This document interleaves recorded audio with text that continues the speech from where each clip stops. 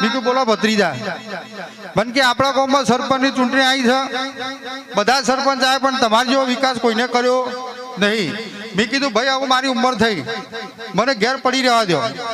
મને કે ના કાકા, જેવો વિકાસ તમે કોસા ગામનો કર્યો એમાં થોડો વધારો કરવાનો છે આપણો, એટલે તમારું સરપંચની ચૂંટણીમાં ફોર્મ ભર્યું છે.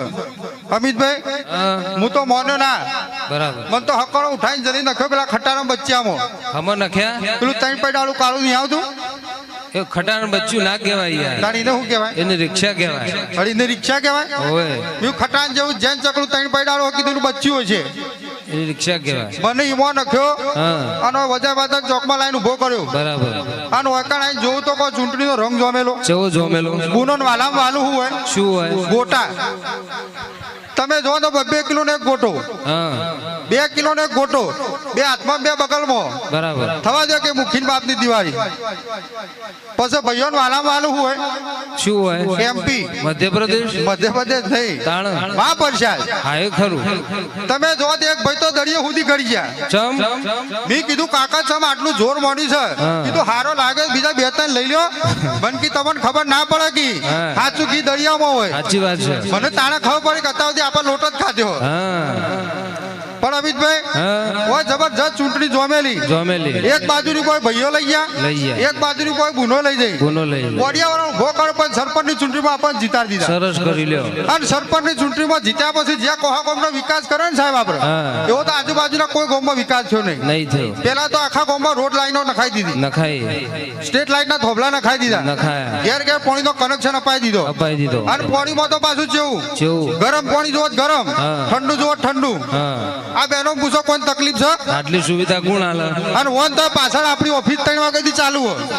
અરજી આલ દેજો. હવે તમે તો અરજી આલ દેજો. બરાબર. બરાબર અમિતભાઈ, હા, ગામનો તો વિકાસ કર્યો, હા. અંગાત અંગાત મેં મારો વિકાસ કર્યો. તમારો જેવી રીતના? મારા વિકાસમાં તમને ખબર ના પડી? ના યાર. ગામમાં જે 100% ગ્રાન્ટ આવે ને, હા, એમાંથી 50% ગામમાં વાપરવાની, અને બીજી 50% આપણા ગીજામાં જાય. ચમ એવું તે? અમારો બહેરો છોકરો કોઈ માધ્યમમાં નહીં મેળવવાનો. આપણું વધારે ના પડે યાર 50% તો? અરે તો હું એકલો 50% હતો, 70% ને 80% ચાલે. પણ તો એ વધારે પડે યાર, માપનું રાખો થોડું. પણ ઘેર ખાવા તો જો કે અમારે કોઈ ખેતીવાડી કરતા નહીં અમે. એવું છે? તમે જો તો એમાંથી ભેગું કરી હા, ગણપતિ પરામ હાથમારનો બંગલો બનાવ્યો. કઈ બાજુ? પેલું બાજુ ગણપતિ પરામ એવું છે? હાથમારનો બંગલો બનાવ્યો, હા. રૂમે રૂમે સંડાસ બાથરૂમ કરાયો. રૂમે રૂમે એટલો બધો શું કરવાનો? હવે તમારે ઘેર મહેમાન આવે છે એટલા આવો, અમારે તો 1-2 આવે. અમારે ઘેર ટ્રેક્ટર ભરીને આવો. સરપંચ ખરા ને ગમે તેવા ગામના, ઓવે ઓવે. અને ચલો મહેમાન આવીને વધો નહીં, હા. પણ કદાચ તે રાતી ખાવામાં ગોટા બનાવ્યો હોય હા, અને બધાને ડબલે જવાના અંગાત થયું તો લોચા પડે. વાત સાચી. એક હોય તો બાયણું તોડી છેક જોપો લઈ જાય. સાચી વાત છે. એટલે વિચાર કરી રૂમે રૂમે સંડાસ બાથરૂમ કરાવી દીધો. સરસ કરી લ્યો. પછી એક હાથમાં માળે હા. 12x12 નો ટબ લાવે પોણીનો નાવા માટે. તમારે નાવા માટે?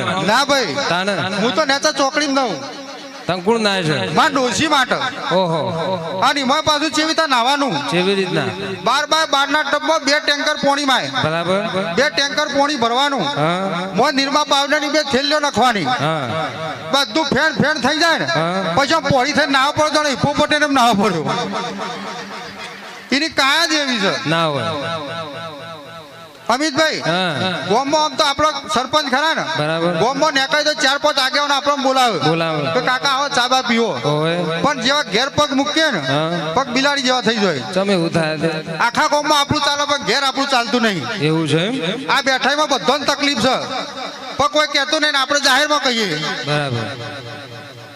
અમિતભાઈ, હા. દુનિયાની 7 અજાયબી જોઈ છે, હા, જોઈ. 8મી અજાયબી આપણા ઘેર હોય. તમારે ઘેર છે એમ? એ આપણી ડોશી ભૂલે ચૂકે જો એની વજોટમાં આવે ને તો જોડે મેલડીમાન પવનમાં આવ્યા ચોકણ જેવો તે.